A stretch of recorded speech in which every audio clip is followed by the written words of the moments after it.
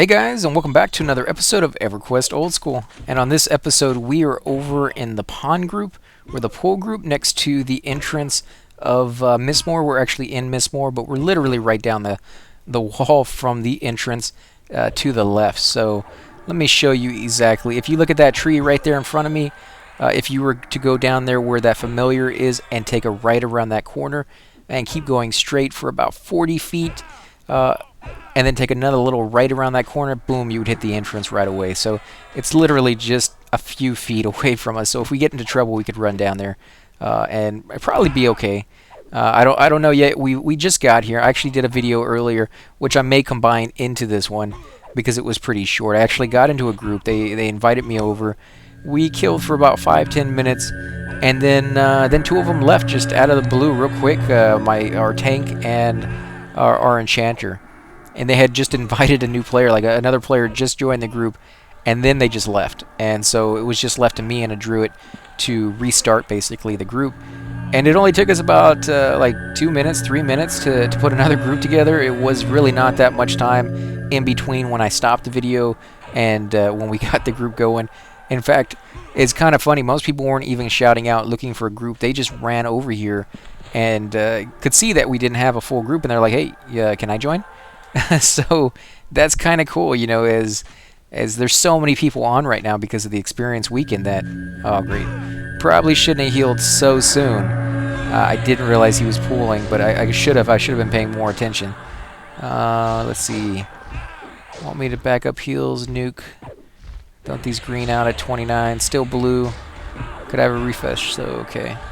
So let's see, I got Spirit of the Wolf, yes, I got Clarity, and then I got my 2 Cleric buffs on me. And I've buffed up the Bard. I've buffed up, I believe Glanton is probably a Shadow Knight, a human Shadow Knight. That's what he appears to be to me, just from glancing at him and his armor and the way he moves around.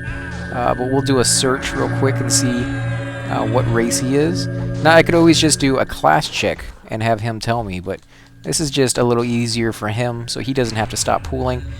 He is level 26 Shadow Knight. Yeah, there you go. And for those of you who don't know how to tell different classes apart just by looking at them, it's something you develop over time as you group with them. It's really hard to, because yeah, you could always have that weird person who picks a class and a race that most people don't ever combine together, and those are a little difficult to tell. But if you look at the armor they're wearing, like the guy dressed in blue, clearly a bard. I mean, they're the only ones who get armor like that and of that color and of that style. So that's very, very easy to tell. Druids, again, kind of easy to tell, like the one right here in front of us. She's definitely a bard because she's using an instrument. Let's see, guys. I got a graveyard offer and I gotta take it. Okay, so we lost another one. That's kind of what I was saying here, is that this group is really just a temporary one until you find something better. Enjoy the buffs and happy hunting. So yeah, it kind of sucks to be left behind, but at this level, there's really nowhere else I can go in the zone. It's just a little too high for me for anywhere else other than right here at the pool, which is, you know, perfectly fine with me because this is kind of a cool little area to sit and hunt in. I don't mind it at all. Invite bard, more bards, level. Well, you know, even though their spells won't stack with each other, they could have different spells on at the same time.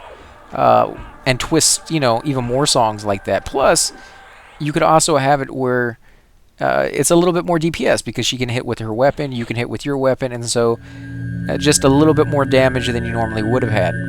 Plus, it's also a little bit more tankage too, so if you get in over your head, that's one more person who can take hits that you may have not have been able to do otherwise, and that could have been the end of your kill streak. You know, they could come in and just wipe the floor with you.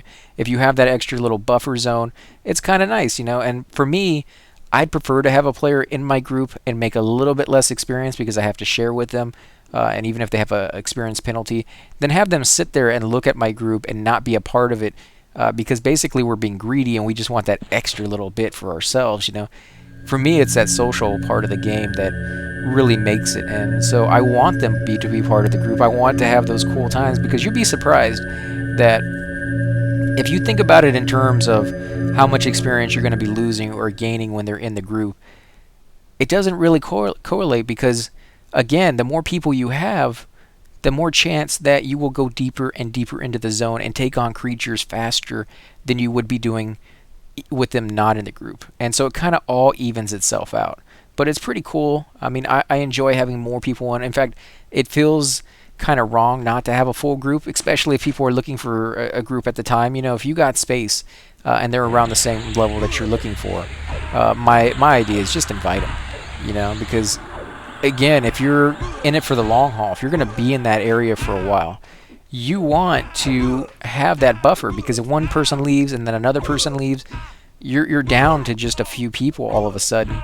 And if you had a full group, it's at least a little bit easier to come back from that. And I've mentioned this in the past, but as you get to higher and higher levels, these are some of the things that you definitely need to start considering, is the long haul of the group and not just, you know, the experience you're making at that moment. Because it'll all come to you. The experience will get there, and it's not going to be fast. From this moment on, basically from about 20 to 25, from then on, experience is going to go a lot slower, especially when you start getting to like heck levels and stuff. It's pretty rough. So if you're having a hard time with how slowly you're leveling right now, I don't know what to say, because it's not going to get any easier. In fact, it's going to be doing the opposite. So you may want to reevaluate, you know, how fast you think you should be leveling, and then probably divide that, or, you know, stretch that out times like 10, you know, and then when you're pleasantly surprised that it's not, you know, 10 times longer, you know, you still feel good about it, is what I'm trying to say. Because if you have the right mindset, I don't think it really matters too much how slow or how fast you're going in this game. So I don't know why this isn't disappearing under there. I'll go to alpha and fade level for those of you who are curious about how to make all your boxes transparent unless you go over them. It's the fade level that you need to go into. So see, you can kind of still see the experience bar, and I know there's different UIs out there that I could try, and I've seen one in particular that actually has the experience bar down on the bottom where your character screen kind of is, but without the equipment. And I do kind of like that one, but it changes too many of the other things about the game. And yeah, this isn't the original screen, the original UI you got when Everquest first came out. That one is big and bulky, and you know, even the purest of the game don't always go back to that one, because that one's rough. You lose a lot of your screen. It's really hard to see anything. I think that was a paladin right there that just joined us. So let me go ahead and buff him up. Now, depending on how much higher level that he is than I am, he may already have these buffs, because he gets the cleric buffs after I get them. You know, several levels after I get them. But he will eventually get the same ones. Got a cleric here. Okay, so he wants to know what classes. So yeah, cleric, druid. We have a shadow knight. We have a bard. And I'm guessing the last guy is a paladin. We have 2 bards, actually. I forgot about that. 2 bards. Now, this guy who just passed us by, I believed I grouped with him over in Unrest not too far back. I'll have to go back and watch the videos. Maybe you guys watching will let me know if you recognize that name. I seem to be somewhat familiar with the character, the way he looks, and that name that goes with it. So yeah, we may have grouped together, and that's kind of a cool thing in this game, is if you keep the same hours as other people, you will start to see the same names over and over and over again, and you'll start to group with these people again and again and again, and you'll start to form relationships with these people, if nothing else other than the fact that you have grouped together with one another so many times that you know they don't suck, or maybe you know they suck, and so you try not to group with them, but it always seems to be the case that they always get into your group. Pull big groups. We have 4 tanks. Well, I guess in the broadest sense of the word, yeah, we kind of do. But bards, I would not really classify as a tank. They are in a pinch. They can serve that purpose. More of an off tank at best, you know. But still, even when off tanks are concerned, I would put shadow knights and paladins in the off tank category more than I would put bards in that category. So yeah, I mean, saying we have 4 tanks is not completely incorrect, but still, it's not something I would actually have said, because they're not going to be able to take those hits. And you know, if you have a paladin, you have a shadow knight in your group. Holy crap, he's getting hit hard. Hold on, guys. Let me see if I can get a heal in here. Okay, so He's actually getting hit quite hard because as I heal him, he's still taking damage, which is pretty rough. But he did pull, they did tell him to pull big pulls. And again, the problem with that is, even if you have 4 tanks, even if you have 6 tanks, one person is pretty much going to be taking most of the aggro when they first pull it. And it's going to take a few seconds before the other tanks can pull it off of them, if they pull it off of them at all. And so, yeah, you may individually each be able to take on a mob separately at the same time, but somebody has to take on all 6 of those mobs at the same time for a good bit of that fight, and that may be out of your reach if you don't have the healing power or the armor capable on one of your tanks. Yeah, big groups like this, good work. Okay, so let's see what the zone is saying. You FD with me. There are mine. Those are pawn mobs anyways. So they're fighting over the mobs because this place is so camped. Let's see. You stole the mob from the valley. California girls. Oh my god. So yeah, they're going off on a weird tangent because somebody mentioned the valley. Stealing an engaged mob is wrong. Oh my god. So yeah, it's when you have this many want to buy ringmail parts, if anybody has any for sale. It's kind of a weird request, but you know, if you're in a group and you have things that you want to ask people, that's probably the best time to do it. Because if you ask the zone and nobody replies, it's kind of easy sometimes to dismiss a silly question or one that you just don't have time to answer because you're busy.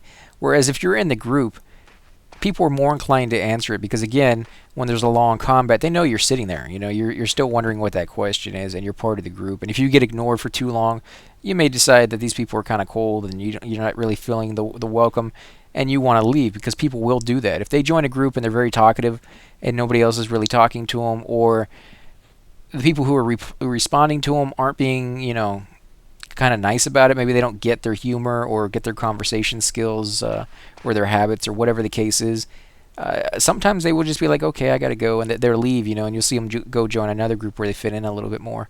And it's kind of, for me, I enjoy meeting different kinds of people and grouping with them and learning about them, but there are some people out there that I've grouped with that are just so different and so weird compared to what I am that our personalities don't mesh very well. And it's not like I'm getting mad at them and yelling at them and blaming them for anything at all. It's just that I don't really respond to them too much in groups because I don't understand what they're talking about half the time. And I'm sure it's kind of the same way when I talk. They probably don't understand anything I'm saying. But when you get into those situations, he takes at least half our mobs, and he's a little... okay, so we can do more than 51% of the damage. Let's see, is this guy a little further away? I can't probably heal him. They're probably out there fighting over mobs right now. Yeah, they're out there. So, apparently, when you have situations like this, one of the best ways to do it, if you do want to, you know, fight over the mobs, usually I will tend to not do it. I mean, I will pull the mobs that are appropriate for us to have, but I won't fight over mobs that may be in the gray area or outright not our mobs. But if you want to fight over them, the best way would be to have all the tanks, especially if you have 4 of them, to go out there, and I can't believe I just said bards were tanks, but if you have those guys, to go out there and have them pull, because now you have 4 pullers. The problem with that is, one, again, depending on the tanks that you have, they may not take hits very well, and they may die on the way back if they're getting hit too hard. And 2, you have to worry about the fact that on occasion, you may get very, very lucky or unlucky, depending on how you look at it, and all 4 of your poolers will find somebody at the exact same time. And that can be very, very messy if, again, some of the tanks aren't able to actually tank, and all they're being really required to do is pull, and the moment they get back, it's, you know, pulled off of them. Yeah, it's going to be pretty hard to do that and still burn down an enemy and have mezzing going on and things of that sort. So it does get a little bit complicated there, and you just you gotta take the good with the bad. So if you're gonna do that, if you're gonna go out and go full bore and try to get as many pools as possible with as many players as possible out there pooling, you're gonna run into some sticky situations, and it really comes down to the fact that one of your characters needs to be really, really on the ball. Probably the cleric, and if you have an enchanter, definitely the enchanter to slow and mez and things of that sort. But if you don't have a mezzer, and thankfully we do, we have 2 mezzers, both of the bards, so we're pretty safe there. But if you don't have a mezzer and you don't have a charmer, somebody who can actually charm one of those mobs and use it for themselves, then you are going to want to definitely be on the ball with healing, and you're going to want to be full power. You're not going to want to be using too much of your damage spells, if at all. You need to save all of your power just in case those horrible situations. For those of you who have watched some of my other videos in Unrest, you'll see that occasionally something bad happens. Occasionally, I don't know, the puller is doing something, and he happens to get 4 mobs or 5 or 6 mobs. I've even seen it all the way up to like 7 mobs in Unrest with some of our groups. And when he comes back, I'm at full power, right? I've been at full power for a while. He comes back with all of those mobs. Everybody gets to their game. They're standing up. They're casting their mezzes. They're casting their roots. Everybody's doing everything they're supposed to be doing. And at the end of the fight, I'm down to like 10%. And if I had been nuking that, beforehand, and I was, at 80% or 70%, I would not have enough power to have finished that fight. And somebody would have died because of it. So that's kind of why I don't feel too bad about sitting back and just healing up, even if I'm at full power. Some people feel that if you ever get to that full power stage, you're doing something wrong. You should have been contributing a little bit more to the group. And I would kind of agree with that for most. Okay, I'm leaving this zone. The mage now killing Pond. Okay, so that sucks that they're fighting over it, and they pretty much lost. There's always somebody bigger in the sea than you are. And so if you want to be a jerk about it and you want to fight over pools, well, yeah, you may be winning right now, but in a few levels, somebody else may be winning. The same person you're taking off right now may sit there and grind out 10 levels, and all of a sudden now you're the low level, and he's stealing mobs from you, and now you know what it feels like. It sucks. So that's why I try to be nice to everybody. You just never know. Plus, you just never know who these people are either. They could be in one of the biggest raid guilds, and they could come over here because you ticked them off and camp the entire zone with their raid guild for 3-4 days in a row, and just tick you off to no end, because everywhere you go, whether it's in this zone or another zone, the guild's following you around. And yeah, of course you could probably petition that and maybe get them to do something about it. Chances are, if it's a raid guild and they contribute quite a bit to the server in the way of actual cash, actually paying money, then you're going to be out of luck, because from what I hear, at least I can't say for sure because I haven't seen it myself, but from what I hear, they do give a little bit more preferential treatment to some of the other players who do that, and I can't really fault them for it, because the server has to be maintained, it has to be upkept, and it does take a little bit of cash to do that. And so if people are willing to contribute, then I feel they should get a little bit more. It's the same thing as in free-to-play games. If you're willing to pay a little bit more money for some of the special items, I don't really see anything too horrible about you getting those, as long as it doesn't distract or take away from the game for the other players. If it becomes a distraction and it becomes something that you can't live without, then it becomes a problem. But if it's just something like a nice little bonus occasionally, or a little bit more treatment in a nicer way because you've done it, then I don't really see too much harm in that. I do know a lot of players out there hate that, and they hate the fact that some people are given better treatment and given access to places that maybe they shouldn't have gotten because of the fact that they gave money. But it's the way the world works. Money changes hands, and you scratch my back, I scratch your back, basically, is the way a lot of this stuff works. Glennon have to go.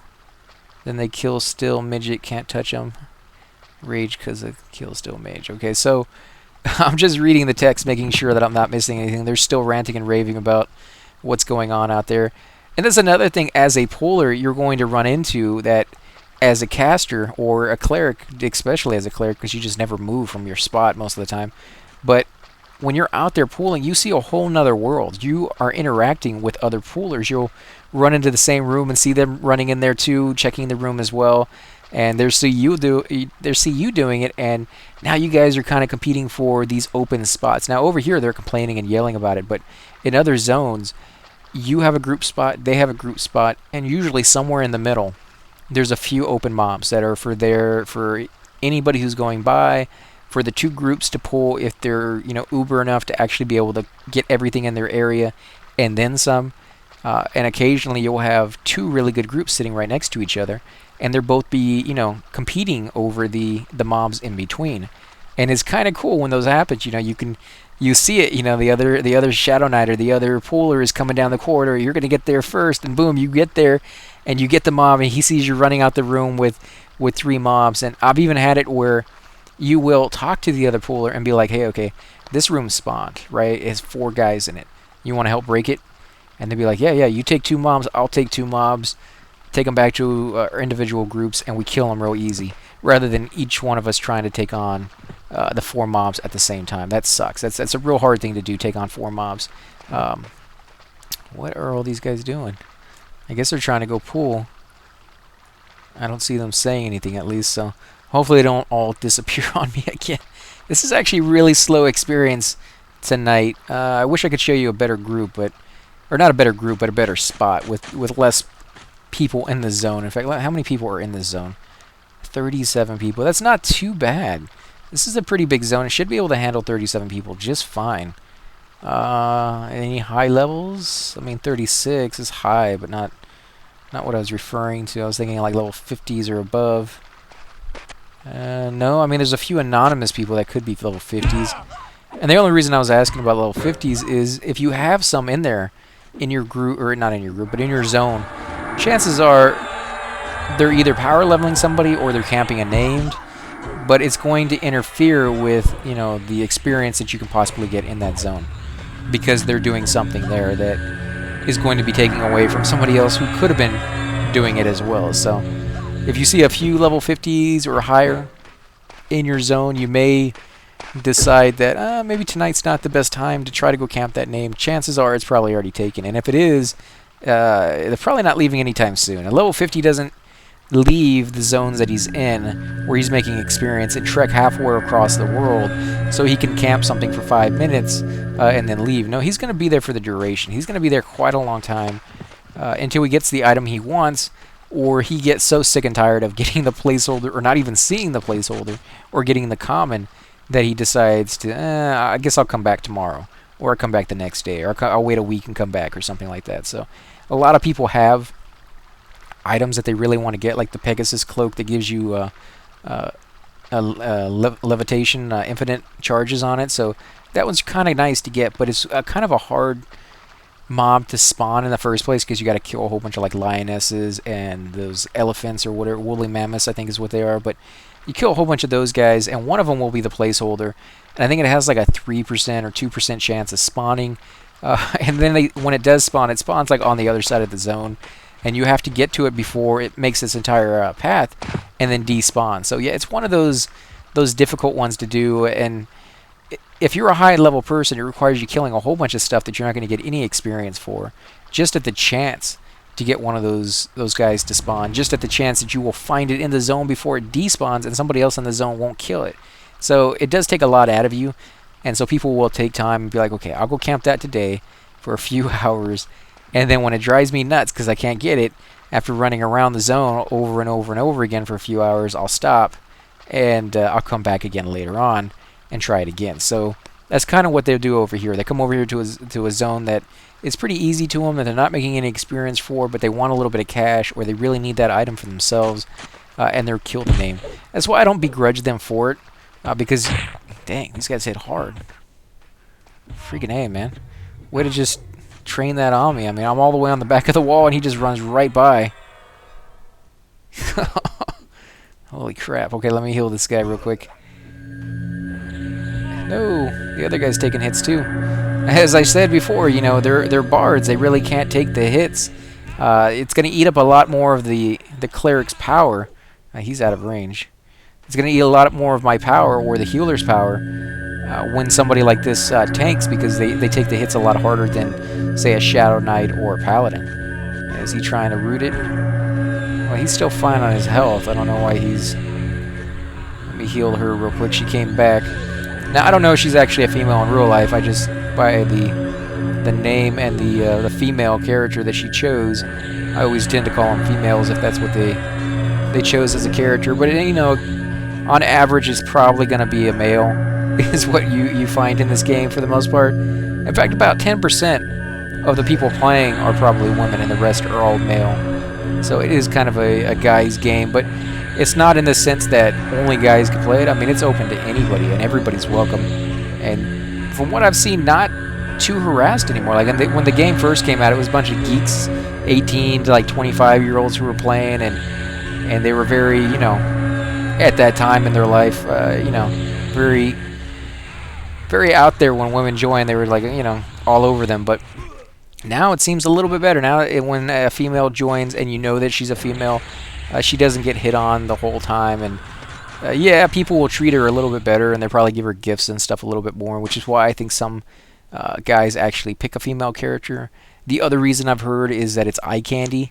If you're going to look at the same character all day, they don't want to be looking at a guy's butt the whole day. They want to be looking at a female's butt, which, I guess you can kind of understand. I'm sure, women could be the exact same way. If they're going to be looking at a butt, then sure they'd prefer to look at one that they find attractive rather than one that's just kind of there, it's one of their characters' females' butts or something. I don't know what I'm talking about here. It's just, you just never know, so you have to treat them everybody the same way, and that's what I do. But when I refer to them, when I'm talking about them, if they chose a male character, then that's what I'll say they are. If they chose a female, then that's what I say they are. And I know you guys will leave comments down below saying, oh, chances are, yeah, well, I know that chances are they're not, but for the purposes of the video, that's how I do it. So he's taking hits pretty hard, and I believe he is a shaman. So yeah, he's not going to take hits all that well. Now, they are pretty good at soloing. Shamans are amazing at soloing, actually. And they have amazing buffs, and they just do some really, really cool stuff. But when it comes to actually physically taking the hits themselves, even if they have like the best armor, they're just not geared for that. They're not made to take the hits. And so it's not an insult to say they're not taking the hits well. It's like saying a cleric's not taking the hits well. He's not really made to take the hits. Now, he is better off than, say, a druid or even a shaman because he gets to wear plate armor.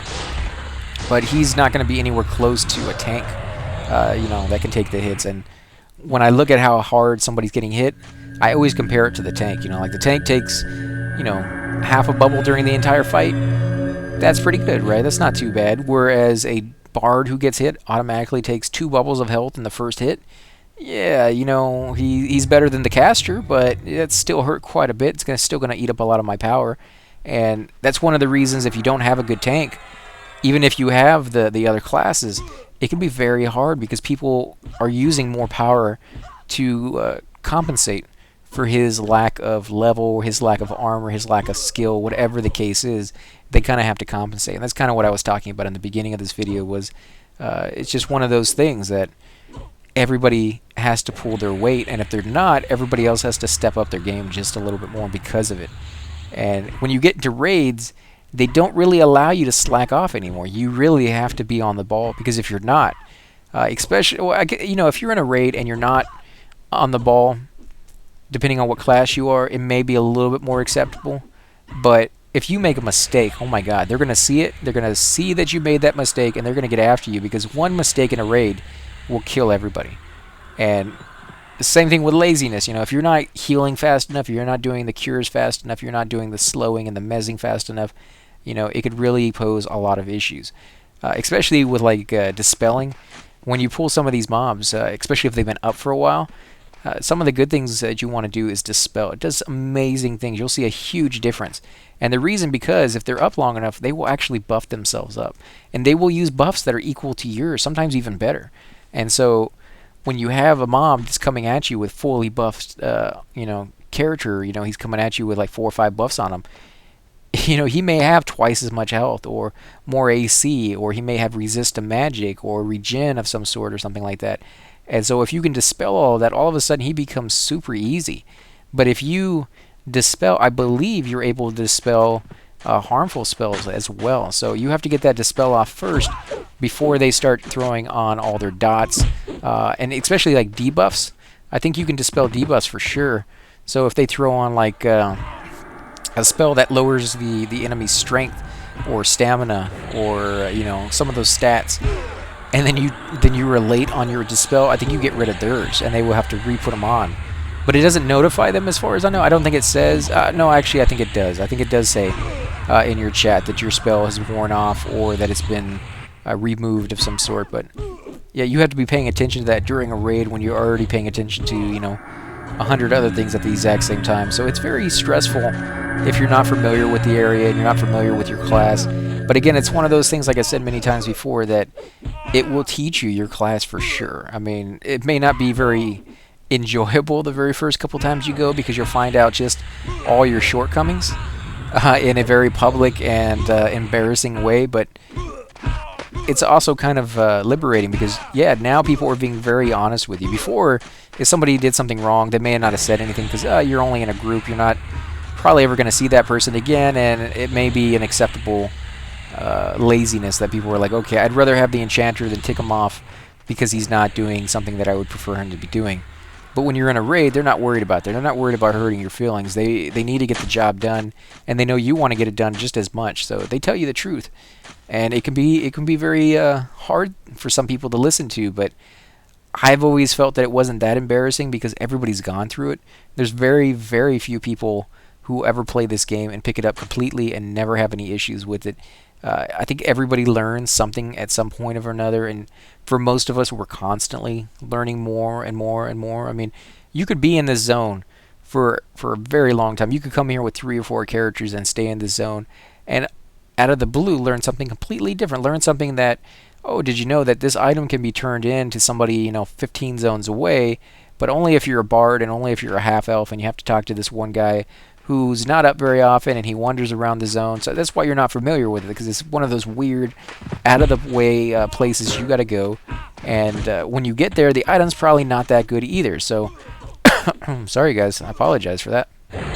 But yeah, there's always more to learn, and there's always another quest around the corner that you were not familiar with. And in this game, like I said many times before, that the quests really aren't that great, and they're usually very hard to do. But people will do them just so that they could do a quest. It was cool back in the day. It's not like in Everquest 2 where every day you log on, you could just do nothing but quest. On this game, it was an adventure. Yeah, you did grouping most of the time. That's what almost was questing, was the grinding. In this game was like Everquest 2 with the questing. So you did the grinding. That was your common thing. But then, as a little treat to yourself, you would do a quest just to change the scenery up, to go to some new zones, maybe to get a good piece of armor, But it was cool because you actually had to talk to the NPC. You had to listen to, like right on top of me, so it's probably pretty loud. And I do apologize if that's loud for you guys. Paladins are like the Volvos in EQ. Oh my god. Okay. He has an above average charisma. Doesn't mean he lays with men. Oh, never mind. I'm not reading that. These people all over the place. But yeah, we're probably going to go ahead and end the episode here, guys. Now, we did make...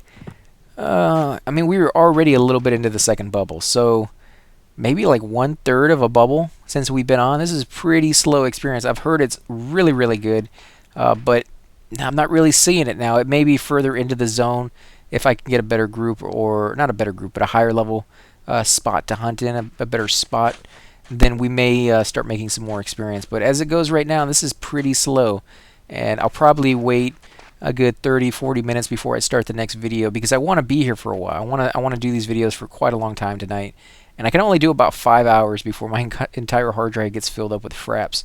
They're very, very big files when you do an hour long each time. So I want to make sure that I can stay here for a while and do quite a few videos, because I do want to see this zone quite a bit. So yeah, we're going to go ahead and end the episode, guys. I want to thank you for watching. If you do enjoy these videos, please take a moment, hit that like button, subscribe. Definitely helps grow my channel, and I greatly appreciate it. Also, I would love to hear your stories of Mistmoore. Did you come to this zone back in the day? What are some of the horror stories you have? As we've already seen, there's quite a few trains in this zone, and they can be pretty nasty. Now, we are in a safe spot, so we're really not seeing too bad of any deaths. But as we get further and further in, we're going to have to contend with those trains. So love to hear your stories on that subject. How many times, what kind were they, what was that horror story that you remember from way back when? Also, guys, want to thank you for watching. I'll catch you next time.